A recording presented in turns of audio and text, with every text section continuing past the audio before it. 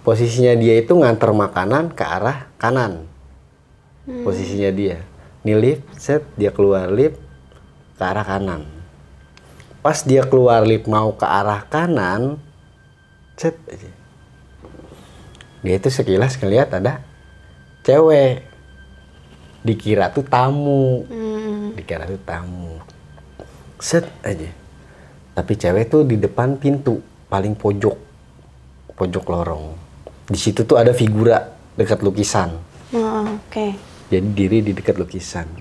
Dia ke kanan, tamu kali lagi mau masuk. Mau masuk ke kamar nungguin. Diantar lah, set aja. Misi antar room service. Setelah dikasih room service-nya, pas dia balik lagi itu orang masih ada. Itu orang masih ada diri. Kok itu tamu enggak masuk-masuk? Enggak masuk-masuk ke dalam. Dia itu pakai gaun. Gaun baju merah panjang. Rambutnya panjang tapi megang sisir. Tapi dia megang sisir ngadep ke arah lukisan. Jadi sampai nyisir gitu. Iya. Terus gimana lagi tuh? Saya makin penasaran kan. Jadi waktu awal pembangunan itu hotel, kan ada pekerja-pekerja kuli-kuli lah. Kuli-kuli bangunan gitu. Jatuh dari lantai atas, bak. Jadi meninggal di situ. Ya Allah.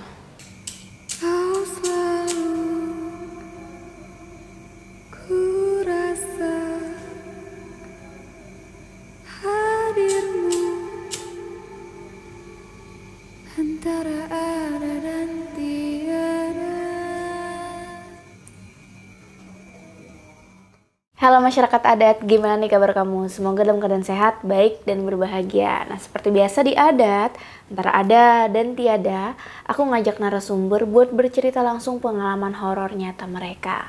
Kali ini kita kedatangan sama Kak Belly. Halo Kak. Halo. Gimana kabarnya Kak? Baik Kak. Alhamdulillah. Iya. Kak Belly ini salah satu narasumber di series Kontrakan Berhantu yang banyak banget tuh versi-versinya. Nah kalau hari ini Kak Belly mau cerita apa?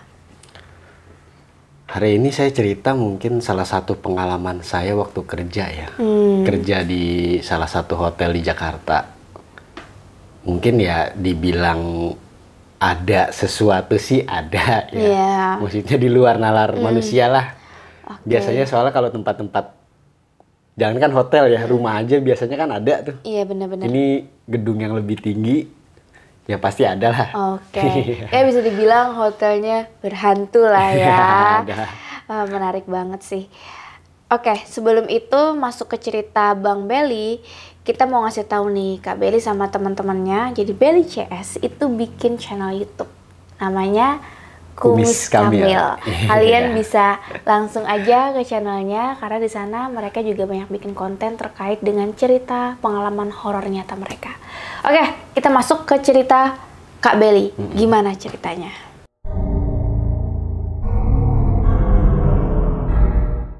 Jadi saya awal masuk kerja itu tahun 2017 di salah satu hotel itu. Saya pertama masuk hotel itu di pertama buka itu 2015. Saya masuk 2017 di bagian departemen housekeeping. Iya. Awalnya ya biasa aja lah, namanya kerja kan kita ya biasa lah, kagak ada pikiran-pikiran untuk wah yang horor begini, yang gimana, ntar gimana. Awalnya begitu. Selang berapa bulan itu kan kalau pertama masuk itu pasti kita dikasihnya si pagi. Jadi biar kita tahulah cara kerja kalau pagi itu gimana. Nanti kalau udah hafal yang pagi kita ke sore baru ke malam. Kisahnya itu waktu pagi itu ya nggak ada apa-apa lah. Kalau pagi itu ya soalnya kan rame orang, kondisi siang. Ya. Jadi kalau buat yang nampak-nampak gitu ya nggak ada lah kalau siang mah. Jadi awal mulanya itu pas saya ke bagian shift sore.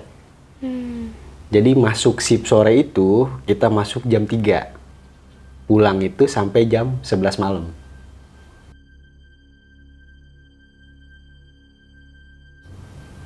di shift sore itu kita ada kebagian untuk ngebersihin toilet female di bagian locker female karyawan.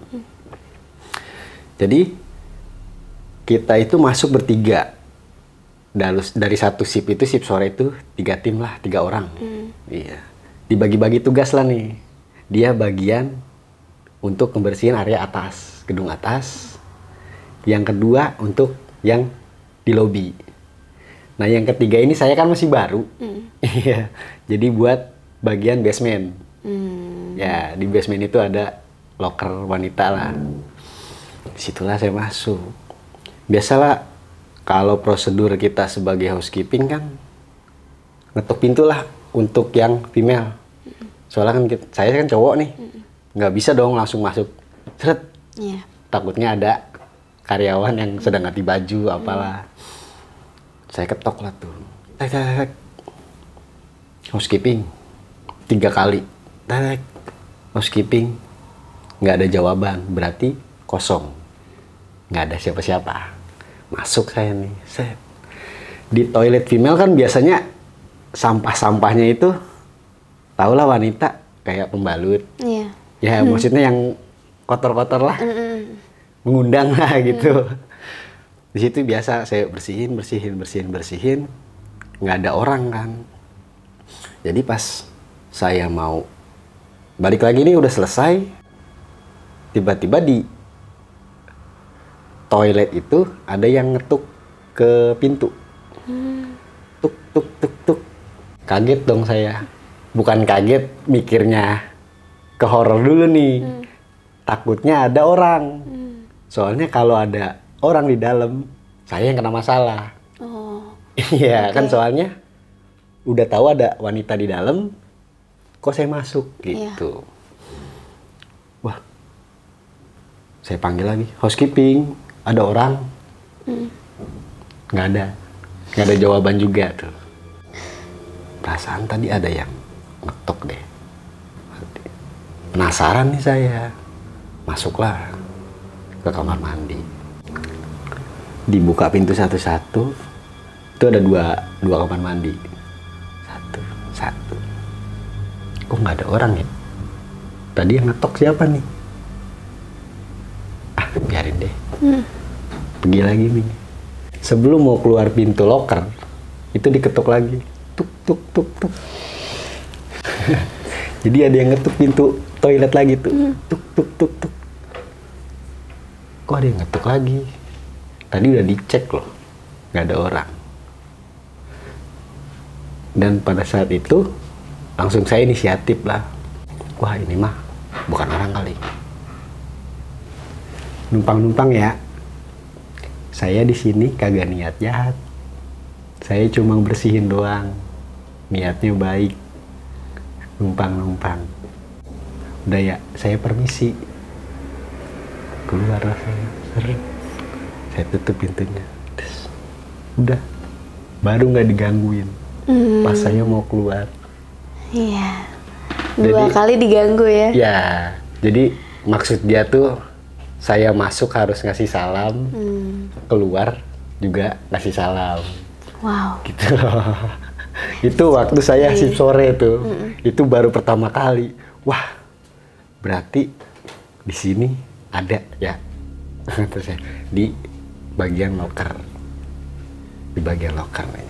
Itu shift sore saat kejadian jam berapa, Kak? Kira-kira kita ngebersihin basement itu antara jam 8 sampai jam 10 dikasih waktu. Udah malam ya?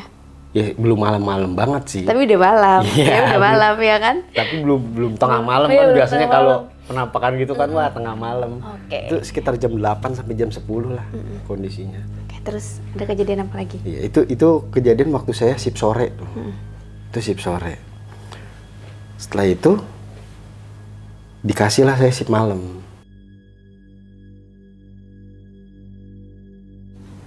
Wah, udah nih. Lu udah bisa lah, di shift pagi, di shift sore lu udah bisa. Sekarang cobain shift malam. Tahu cara kerjanya. Bukan tahu apa yang harus dilihat nanti malam. Bukan ya. Jadi pas malam itu, oh ya udah nggak apa-apa. sekalian saya mau tahu shift sore. Shift sore kan saya udah bisa, shift malam dong. Boleh. Shift malam itu kita masuk jam 11. Jam 11 malam sampai jam 7 pagi. Ya, kebayanglah jam 11 sampai jam 7. Itu waktu-waktunya tidur, saya kerja. Wow, so strong. Jadi di shift malam itu kita ada kebagian untuk ngebersihin musola cowok. Ya, jadi musola cowok itu kita kan ngegelar karpet buat wudu. Rubber mat lah, rubber mat yang karet tuh.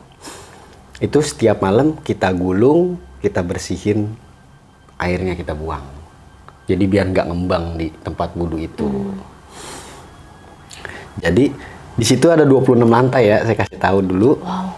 Ada 26 lantai. Jadi 26 itu lantai buat ballroom, buat acara-acara kayak wedding.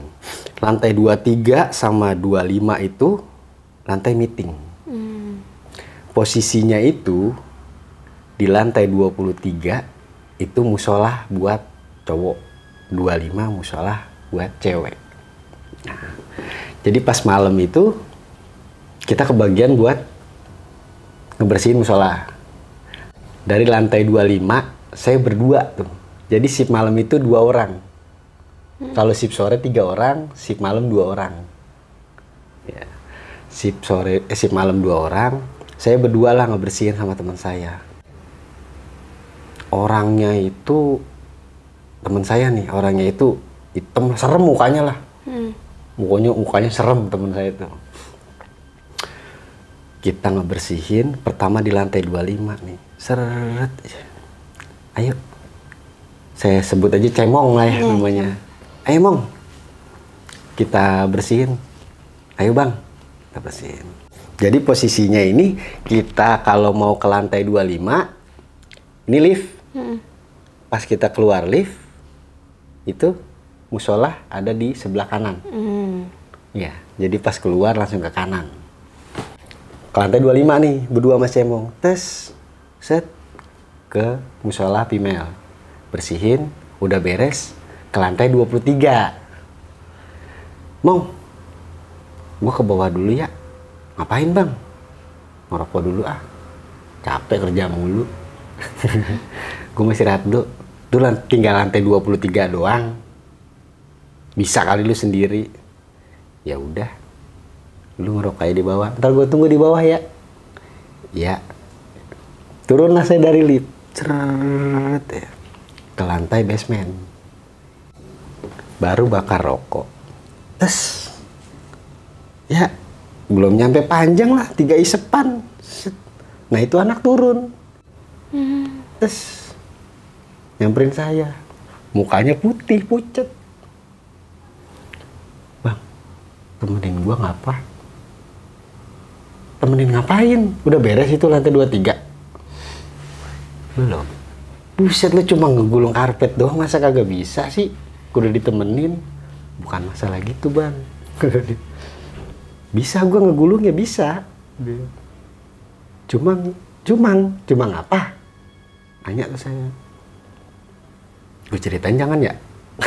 Cerita dulu, gue mau tahu kenapa lu kagak ngegulung tuh karpet. Gini Bang. Iya lu turun dari lantai 25. Set. Gue lanjut nih. Gue turun juga ke lantai 23. Terus jadi pas dia buka lift, kan tadi posisi musola di sebelah kanan ya.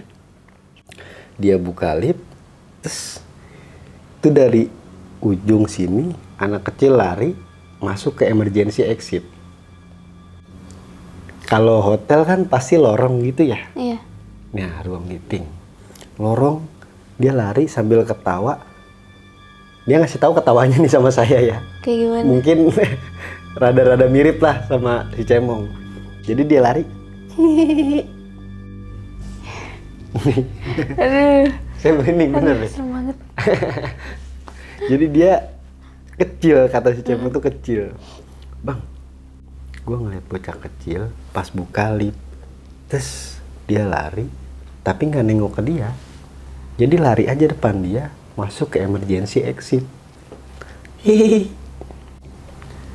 Gua nggak jadi tuh, gua tutup lagi liftnya, turun gua. Emang saya lihat mukanya tuh pucat. Lu yang bener. Serius bang, masa yang begituan ngebohong? Ah lu males kali ngegulung karpet. Iyalah cuma gulung gitu doang bang, kalau gua kagak lihat gitu mah gua gulung. Ya udah, berdua sama gue yuk. Kan saya dari dulu kan kebiasaan nih, maksudnya kalau ngelihat yang gituan bukan nantangin ya, jadi penasaran. Penasaran mau tahu ada nggak sih begitu. Udah itu, ayo Mong kita cabut, gue mau tahu. Tapi temenin gue ya iya kan sama gue. Ya udah, itu dia di dalam lift di belakang saya. Dia kayak ngepet di ketek lah, ngintil. Bang, ntar kalau ada lagi gimana? Itu di dalam lift ngobrol.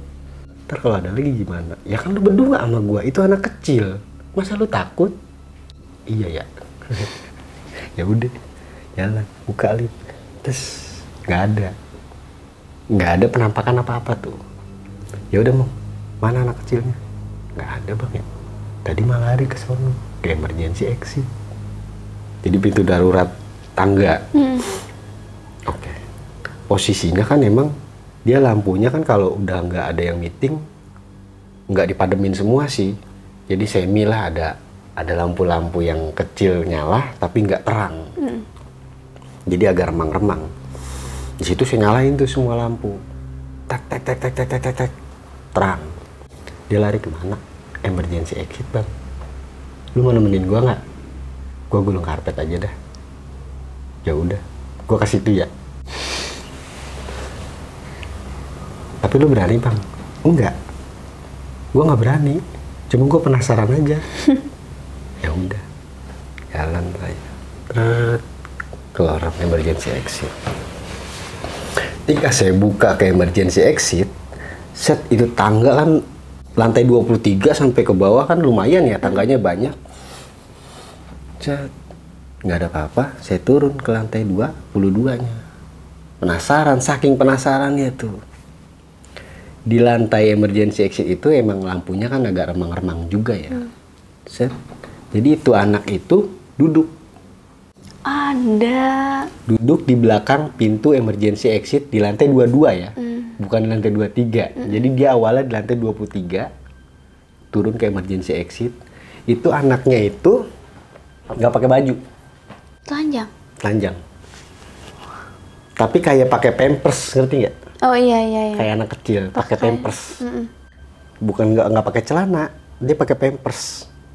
Jadi dia duduk jongkok begini. Tuh langsung sini. Sini diri. Balik lagi ke channel. Ada nggak bang? Nggak ada. Nggak ada apa-apaan. Dong bener bang, tadi gue lihat ke situ. Enggak serius, nggak ada apa-apa. Lu udah beres belum? Udah ya turun buat. Jadi itu ngelihat, saya pengen tahu kalau saya orangnya penasaran ya kalau diceritain saya gitu. Kalau belum ngelihat sama mata kepala sendiri tuh belum percaya lah, ibarat kata. Terus hari berikutnya nih, di lantai 26 itu ada acara prom night gitu ya, buat anak-anak muda lah. Iya, jadi acara-acara kumpul-kumpul anak-anak muda. Di situ acaranya itu sampai jam 11, dari jam 7.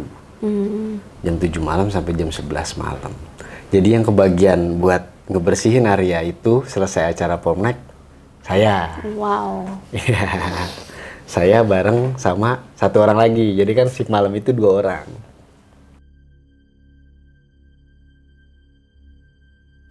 Di area ballroom itu kan semuanya itu kaca loh, rata-rata. Jadi luas aulanya, itu dinding-dindingnya tuh kaca. Ya. Jadi acara selesai, prom night, jam 11, pada pergilah tuh semua tamu. udah sepi, kosong. Kita ngebersihin. Kondisinya pertamanya lampu gelap. Jadi kan abis acara itu semua lampu dimatiin. Hemat energi lah. Dimatiin semua. Nanya lah sama yang sip sore. Itu acara di lantai 26 udah beres. Udah Pel, baru kelar. Belum sempat gue beresin. Belum sempat gue bersihin. Oh ya udah ntar aja yang gue bersihin. Yang malam aja. Oh ya udah. Langsung aja lo ke situ baru pada keluar. Lampunya udah gue mati-matiin sih, lampunya doang, cuma belum gue bersihin. Oh ya udah. Ayo. Kebetulan saya sama si Cemong lagi. Jadi saya 2 malam diduetin sama dia tuh. Malam sama Cemong. Mong, ayo Mong ke lantai 26. Ayo Bang. Naik lift. Set. Pas buka lift, kondisi lampu kan gelap tuh, mati, udah dimati-matiin. Oke, biasalah bawa senjata-senjata alat kebersihan dah tuh buat ngebersihin acara-acara party gitu. Keluar, set, lampu nyalain. Pertamanya nggak ada yang aneh sih. Maksudnya nggak ada yang aneh lah, biasa ngebersihin, nyapu, vakum karpet semua rapihin. Yang aneh itu pas kita pengen ngebersihin di aulanya yang saya bilang banyak kacanya itu. Nah, situ saya berdua pertama sama Cemong. Dia masih di dalam ngebersihin area dalam. Bang, biar cepet gue keluar ya. Gue ngebersihin di luar. Oke Bang. Dirilah saya ke situ. Set. Kondisi kan lampu nyala, udah terang semua. Jadi pas saya ngebersihin kaca biasa pakai washer. Set. Di situ tuh ada banyak ciplakan tangan kecil. Tangan orok. Tangan bayi, tangan balita. Bayi. Ya. Nggak gede, kecil tangan orok semana sih. Iya, kecil pokoknya lah 5 jari. Itu banyak. Jadi nggak dikit, nggak cuma 1. Jadi nempel di setiap kaca. Seolah dia kayak gini-gini. Ya, sekarang begini saya logikanya, itu kan party anak-anak muda ya. Kecuali acara wedding lah. Pasti ada yang bawa anak kecil. Itu party anak muda. Masa iya dia bawa anak kecil? Kan nggak mungkin. Kok ini banyak ciplakan tangan. Dan itu sepanjang kaca aja ciplakan tangan tuh. Panggil lah. Mong, sini. Ah Bang, sini. Ya, nyamperin lah tuh dia. Dia nyamperin. Nah Bang, lu lihat tuh kaca. Astagfirullahaladzim. Kok banyak ciplakan gini Bang? Lu nanya sama gua, gua juga nggak tahu. Sekarang ini acara apaan? Prom night. Acara anak sekolahan, anak muda. Gua ada bocah kecil begini, Bang. Jangan-jangan yang kemarin, Bang. Ya udah gini aja, Mong ya. Daripada kita ngelihat gituan lagi, turun aja yuk, beresinnya pagi. Saya bukannya sok berani, saya juga takut sama, takut. Cuma namanya penasaran, nah udah ngeliat, saya udah tahu wujudnya. Udah, ntar aja yuk, sore, pagi kita udah azan subuh, baru kita bersihin. Turun saya, set. Itu sepanjang lift ngobrol aja saya sama si Cemong. Bang itu apaan Bang ya? Ya gue juga nggak tahu. Lu nanya sama gue. Berarti jangan-jangan kemarin yang kita lihat itu naik ke atas kali ya main-main. Ya kan di atas ada party. Mungkin dia mau ikut party kali. Jadi itu acara situasi pas waktu saya masuk malam tuh. Nah terus ke hari-hari berikutnya, jadi itu sama juga waktu pas saya masuk malam lagi. Jadi di sana itu, di hotel sana itu, setiap hari Kamis, malam Jumat, itu ada pesta barbeque. Ya, jadi dia ada pesta barbeque. Di situ Acaranya mulai dari jam 7 sampai jam 10. Dia acara jam 7 sampai jam 10. Selesai acara kan saya masuk malam jam 11. Jadi jam 10 itu tamu udah nggak ada. Di pesta barbeque itu ada yang nyanyi lah, singer gitu kan. Live buat music ya, live musiknya buat nyanyi. Itu udah selesai acaranya. Nah, para penyanyinya itu pada nongkrong dulu di teras. Itu di lobi ya, di restoran. Di teras restoran, sananya ada kolam berenang. Pada ngumpul lah di situ, cerita. Wah, pada ketawa-tawa. Saya di situ ngebersihin teras habis acara barbeque. Wah, banyak sampah-sampah. Dia pada ya ngakak-ngakak lah habis ada acara. Tawa-tawa ngobrol. Tiba-tiba yang singernya itu dia lagi ngumpul-ngumpul, nunduk. Tek. Itu lagi heboh-hebohnya loh. Tek, dia duduk lama loh. Ditanya lah sama teman-temannya. Mas, ngantuk, pulang yuk. Kalau ngantuk mah pulang aja. Dia nggak jawab. Mas ngantuk nggak? Pulang aja kalau ngantuk. Pas dia dongakin ini, dia melotot, dia ketawa. Jadi ketawanya itu kenceng. Itu di teras, semua orang yang ada di teras itu ngedenger. Serem banget. Bener. Jadi dia pas nunduk, dibangun, matanya melotot, ketawa. Ya, suara kayak Kunti gimana sih? Kesurupan ya? Kenceng banget di teras. Semua yang di teras, kenapa tuh? Terus dia ketawa. Itu yang tadinya lagi pada ngobrol asik, itu megangin tuh semua. Cuma dipegangin. Dia berontak. Sampai, kan itu posisi malam Jumat ya. Di dekat situ tuh ada masjid. Ada yang sholawatan. Itu dari staf hotel sampai ada yang ke masjid. Oh, minta tolong. Datanglah 2 orang. 2 orang datang. Kenapa mas? Tolongin dong ini. Jadi dia itu ditidurin di lantai. Sambil ketawa. Tapi matanya melotot. Pokoknya ketawa. Gitu. Itu saya lagi bersihin sampai nonton dulu. Bener. Nonton tapi takut. Tapi kan banyak orang lah ya. Iya. Rame-rame pada dipegangin. Itu melotot. Ketawa aja. Tapi matanya enggak gitu. Terus melotot. Sampai datang di situ yang dari masjid itu datang berdua sampai ya nggak tahu lah dibacain apalah, dibisik-bisikin, dibacain. Itu lama-lama dia diam. Terus merem matanya. Dia merem tuh. Bangun. Barulah sadar. Pasti emang kesurupan ya? Iya, itu wah kesurupannya lumayan wah juga sih. Soalnya banyak yang denger sih itu. Suara dia ketawa, semuanya pada denger.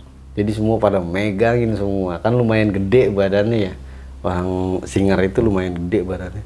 Jadi dipeganginnya itu banyak orang. Terus apa yang terjadi setelahnya? Dia sadar, ya biasalah orang habis kerasukan gitu biasanya kan lemes ya. Lemes didiriin dulu tuh, didudukin dulu di bangku, dikasih air sama yang dari masjid itu. Taulah dibacain apa, mas tolong diminum dulu. Diminumlah sama dia. Itu lama-lamaan udah istighfar mas, istighfar. Baru istighfar. Gak lama udah bisa jalan, baru diantar pulang. Yuk, udah pulang, udah bisa kan? Udah. Jadi kejadiannya malam Jumat lah itu. Itu bener-bener aduh serem juga sih kalau ngelihat langsung ngebayangin, aduh ketawanya bener-bener kenceng. Saya lagi bersihin aja langsung berhenti ngeliatin, ada apaan sih? Taunya ya kesurupan begitu kan. Terus jadi pas habis kesurupan itu, wah berarti lumayan juga nih ya, banyak juga lah gitu.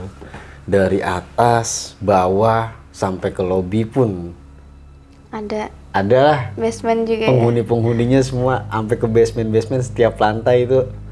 Wah, berarti seru juga nih menurut saya kalau masuk malam. Jadi kita kerja ada tantangannya, cuma kalau di saya ya mikirnya itu, tugas gua ini ngebersihin loh. Baik, gua ngebersihin tempat dia. Masa iya sih dia mau gangguin gua, jahilin gua gitu. Biarin aja lah kalau emang dia mau ini. Mungkin kitanya kurang sopan. Mau masuk-masuk nggak apa, kurang sopan masuk aja. Terus di malam selanjutnya, jadi pas itu ada teman saya waiters. Waiters itu saya tahu cerita dari teman saya yang satu departemen lah. Di housekeeping dia ngomong, "Be, lu tahu nggak kenapa si Kak kemarin habis ngelihat nggak apaan, biasa yang gitu-gitu." "Di mana?" "Di lorong kamar." "Kamar berapa?" Kan saya orang penasaran. "Di lantai 15. Wah, yang bener lu, gimana ceritanya nih? Seru juga.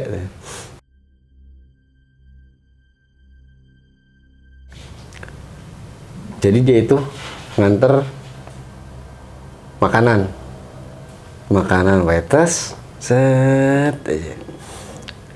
Jadi posisinya itu ini lift keluar, tes dia ke sini, ini lorong nih, lorong ke kamar. Posisinya dia itu nganter makanan ke arah kanan. Posisinya dia, ini lift, set dia keluar lift ke arah kanan. Pas dia keluar lift mau ke arah kanan, set aja. Dia itu sekilas ngeliat ada cewek. Dikira tuh tamu. Set aja. Tapi cewek tuh di depan pintu, paling pojok lorong. Di situ tuh ada figura dekat lukisan. Oke. Jadi diri di dekat lukisan. Dia ke kanan, tamu kali lagi mau masuk ke kamar nungguin. Diantar lah, set aja. Misi antar room service. Setelah dikasih room service-nya, pas dia balik lagi itu orang masih ada. Itu orang masih ada diri. Kok itu tamu enggak masuk-masuk? Enggak masuk-masuk ke dalam. Dia itu pakai gaun baju merah panjang, rambutnya panjang tapi megang sisir. Tapi dia megang sisir ngadep ke arah lukisan. Jadi sambil nyisir gitu. Iya. Terus gimana lagi tuh? Saya makin penasaran kan. Terus gimana lagi tuh? Ya udah, habis itu dia nganter. Adep-adepan aja tuh. Dia di lorong sono, sedangkan si Kak di lorong sini.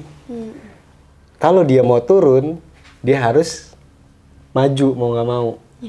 Ibarat kata nyamperin dulu, tapi harus belok ke lift. Iya. Dia itu, gue maju jangan. Akhirnya dia maju. Tapi cewek itu malah ngejauh. Mundur. Jadi ngejauh dia. Dia ngejauh, dia maju. Masuklah ke lift. Setelah dia ngelihat itu, bagusnya dia dapat tip tuh banyak. Dari siapa? Dari tamu. Oh. Sekitar 350.000. Wow. Itu malam. Jadi kita ngelihat gitu, bisa dibilang apes, bisa dibilang beruntung. Untung. Ya jadi ada bagusnya juga Iya sih. sih. Dia ngelihat begituan, uang tip itu gede loh dapetnya. Jadi kalau ngelihat gituan ya jangan berpikir negatif dulu lah, ambil positifnya aja, kali aja ada rezeki. Iya benar juga sih. Gitu. Emang kalau kerja di gedung-gedung gitu, emang auranya, apalagi masuk malam ya, iseng sih sebenarnya mah. Iseng terus iseng gitu. Jadi kerja tuh kayak ada yang merhatiin aja. Kita kerja sendiri gitu, padahal nggak ada orang, tapi kayak ada yang merhatiin. Rasa parno gitu Iya, ya. rasa parno gitu, perhatiin. Ini kayaknya ada orang deh. Ini kayaknya ada orang deh. Mukanya sepanjang itu. Dan terakhir itu yang paling banyak di departemen saya tuh, di departemen housekeeping, di terakhir itu di bagian linen belakang di basement. Itu apa tuh Kak? Kalau linen itu tempat kayak kita naruh selimut, bed cover gitu, handuk-handuk, pokoknya yang berhubungan dengan linen lah di hotel itu. Jadi hampir semuanya ya cerita sama saya itu diganggu di linen. Berarti di sana ada penghuninya juga ya. Itu gimana ceritanya? Pasti ada sih. Iya sih. Soalnya saya juga ngerasain. Oh, kalau Kakak alamin gimana di linen? Jadi saya dengar tuh kalau di linen anak-anak nggak berani tidur di situ kalau masuk malam. Tapi tempatnya enak buat tidur. Oke. Jadi kedap suara gitu loh. Udah gitu ada kasur lah buat tidur istirahat.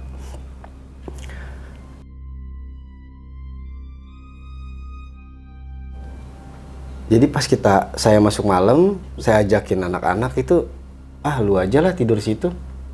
Gua mau enggak. Enak di situ, santai, nggak ada yang ngeliatin. Maksudnya nggak ada orang-orang lain lah, staf-staf yang lain gitu ngeliatin. Lu aja ke situ. Emang kenapa sih? Ntar lu rasain, penasaran muncul lagi. Kenapa sih? Gue mau tidur situ ya udah, gue mau ngerokok aja. Gue di teras aja, gue nggak mau tidur. Oke, tidur. Tidur, lampu dimatiin. Semuanya gelap, ada lampu satu doang, lampu senja lah di pojok. Itu yang nyala itu doang tuh. Tidur. Saya tidur. Pertama biasa sih. Emang saya kan kalau tidur lama ya. Maksudnya nggak bisa langsung terus tidur. Tidur main handphone dulu. Ngantuk. Pas saya mau tidur, pas mau pulas pisan itu, ada suara. Awalnya nih, saya ngira tuh temen saya jahil. Lu mau ngerjain gua, biar gua percaya, gitu loh. Lu mau ngerjain gua, lagi main handphone. Apaan sih? Dengar lagi, main handphone lagi. Makin kencang tuh suara. Males banget denger kayak gitu. Jadi seketika saya bangun, saya keluar pintu linen. Dipanggil, Mong, jangan nakut-nakutin gua lu. Tapi nggak ada orang di situ. Mong, jangan nakut-nakutin gua, nggak ada orang. Saya WA lah si Cemong. Telepon. Bang, lu di mana? Gue di teras, Bang. Gue di teras. Dia ngapain lu? Ya kan tadi gue bilang lagi ngerokok. Gue nggak mau dibawa. Ya udah lu ke bawah. Enggak, lu aja ke sini. Ya udah gue ke situ. Saya ke situ tuh ke atas. Lu ngapa, Bang? Tumben-tumbenan nggak tidur. Iya ya. Iya ngapa? Gue diganggu juga. Gue diganggu juga, Mom. Diganggu apa? Suara.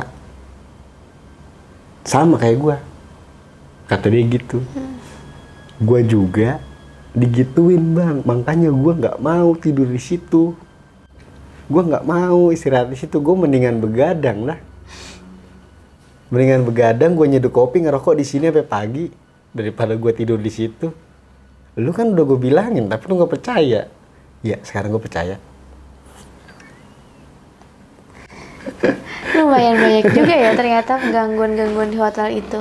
Ya. Tapi kakak pernah dapat cerita nggak sih? Maksudnya apakah ada sebab akibatnya? Apakah kayak ada cerita sesuatu kah yang menjadikan hotel itu berhantu? Misalnya kan ada tragedi-tragedi gitu kan, atau asal usulnya gimana sehingga menjadikan hotel itu horor gitu.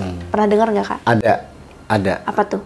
Jadi kan saya sempat nanya ya, kok ini kayaknya beda banget suasana di lantai 2. Kok suasananya beda banget sih di lantai 2?